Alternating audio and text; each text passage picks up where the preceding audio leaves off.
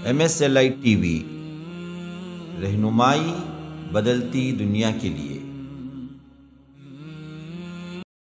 पहली बात, अहम बात यह है कि माँ बाप ही खुद जिम्मेदार हैं बच्चों के बिगाड़ के, बच्चों के बिगड़ने के, इसलिए कि उन्होंने अपनी बच्चों की सही तरबियत की, इतना लाड़, इतना प्यार दे दिया बच्चों को, और उनकी गलत चीज़ें भी वो सही समझकर छोड़ देते हैं, और उन्हें इतनी चीज़ें दिला देते हैं, इतने आराम पहुंचाते हैं, और उन्हें कभी फुर्सत नहीं मिलती नसीहत करने की। याद रखो, मैंने कहा कि जब बच्चे दीनदार हों तो तुम्हारे लिए नेमत हैं। याद रखो, ये बच्चे जिसको आप पालते हैं, पोसते हैं, बड़ा करते हैं, आप खिलाते हैं, पिलाते हैं, दिलाते हैं, लेकिन आपने उन्हें दीन नहीं बताया, अल्लाह उसके रसूल की तालीमात नहीं दी। क़यामत के दिन ये बच्चे आपके गिरेबान पकड़ने वाले हैं। अमानत है औलाद, कुल्लुकुम राइन व कुल्लुकुम मसऊलुन अन रइयतिही। अल्लाह के नबी फरमाते हैं सल्लल्लाहु अलैहि वसल्लम, तुम में से हर शख्स निगरान है, जिम्मेदार है।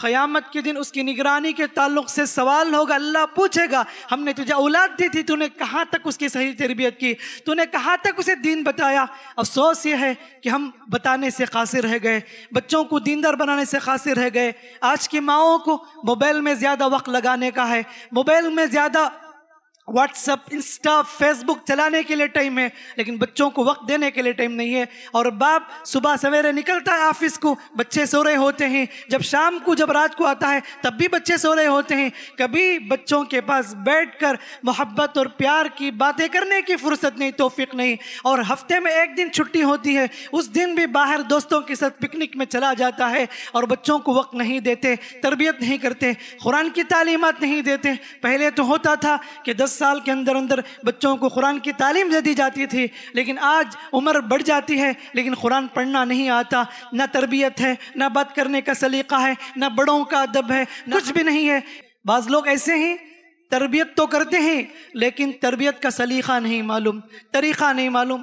तरबियत ये है, समझते हैं बच्चों को मारना, पीटना, डांटना, बुरा भला कहना, ये है उनके पास तरबियत। 4 लोगों के सामने उन्हें गाली दे दो, ये तरबियत है।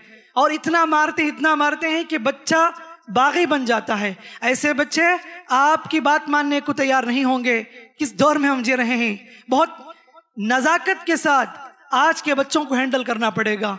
आप जानवरों की तरह उन्हें पीटेंगे, मारेंगे, याद रखो कि बच्चे एक हद तक बर्दाश्त करेंगे, उसके बाद आपके खिलाफ बगावत करेंगे, आपके खिलाफ प्लानिंग करेंगे, हाथ भी उठाएंगे, हो सके तो फ्यूचर में आपसे बदला भी लेंगे। ये सब मिसालें हम मुआशरे में देखते हैं। बच्चों की तरबियत हो मोहब्बत से, शफकत से, हमदर्दी से होनी चाहिए। हज़रत अनस फरमाते हैं, मैं अल्लाह के नबी सल्लल्लाहु अलैहि वसल्लम के साथ 10 साल रहा, खिदमत करता रहा, अल्लाह के नबी सल्लल्लाहु अलैहि वसल्लम ने कभी मुझे उफ तक ना कहा। तरबियत का सलीका तरीक़ा होना चाहिए। माओं को भी चाहिए कि तरबियत का सलीका तरीक़ा सीखें, बच्चों को कैसे हैंडल करना है। आजकल बहुत सारे प्रोग्राम चलाए जाते हैं कि कैसे मोटिवेट करने बच्चों को, कैसे उनको सही रास्ते पर लाना है। हमारे दीन में सुभान अल्लाह, नबी करीम सल्लल्लाहु अलैहि वसल्लम ने हम लोगों को तरबियत का सलीका तरीक़ा सिखाया है। उन सारी चीज़ों को, वाक़ियात को, अज़वाज मुतहरात के वाक़ियात हो, सहाबियात के वाक़ियात हमारे सामने मौजूद हैं। उन सब वाक़ियात को पढ़ने से हमें मालूम होता है बच्चों की कैसी तरबियत की जाए। बच्चों को ये बताया जाए कि तुम्हारे आइडियल मोहम्मद रसूलुल्लाह सल्लल्लाहु अलैहि वसल्लम में, तुम्हारे आइडियल सहाबा हैं। बच्चों को बताया जाए कि तुम्हारे आइडियल अज़वाज मुतहरात हैं, फातिमा रज़ियल्लाहु अन्हा हैं, तुम्हारे लिए आइडियल खदीजा रज़ियल्लाहु अन्हा हैं, तुम्हारे लिए आइडियल ये सहाबियाँ थी, उम्मे सलमा रज़ियल्लाहु अन्हा हैं। ये सब आइडियल हैं। आज ये तरबियत ना करने की वजह से सीरियल में मुब्तला होकर किस कदर ख़ानदान तबाह हो रहे हैं।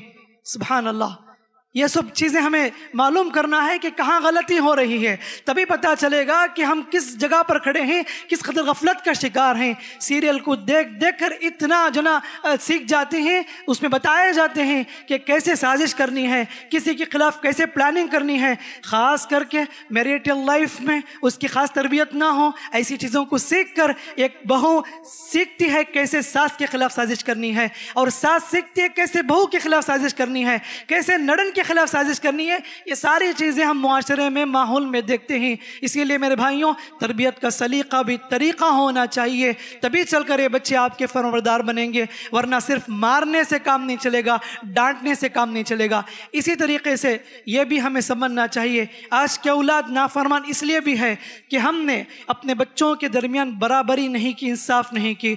बहुत सारे माँ बाप ऐसे हैं, बच्चों में फ़र्क करते हैं, बेटों में फ़र्क करते हैं, बेटी में फ़र्क करते हैं। बाज़ माँ बाप बेटों को ज़्यादा चाहते हैं, बेटी को इग्नोर करते हैं। कुछ माँ बाप ऐसे हैं, बेटी को ज़्यादा तवज्जो देते हैं, बेटे को इग्नोर कर देते हैं। याद रखो, ये बहुत गलत है। जब बच्चा देखता है कि हमारे अब्बू, हमारे अम्मी मुझे छोड़ देते हैं, मुझे केयर नहीं करते, मेरे भाई को अच्छा देखते हैं, मेरे बहन को केयर करते हैं और मुझे कुछ भी केयर नहीं करते, और मेरे घर में मुझे कुछ भी इज्जत नहीं है, कुछ भी मकाम नहीं है और मेरे लिए कुछ भी नहीं करते, तो ऐसे में उस वक्त उसके पास बगावत का जहन पैदा होता है। ऐसे बच्चे नाफरमान बनकर उभरते हैं, माँ बाप के खिलाफ काम करने लगते हैं। और हत्ता कि बहुत से लोगों को देखा गया प्रॉपर्टी के मामले में भी बहुत नाइंसाफ़ी करते हैं। इसलिए बड़े बेटे को लिख देते हैं प्रॉपर्टी, इसलिए कि इसने मेरी खिदमत की। छोटे बेटे को महरूम कर देते हैं इसलिए कि इसने मेरी खिदमत नहीं की।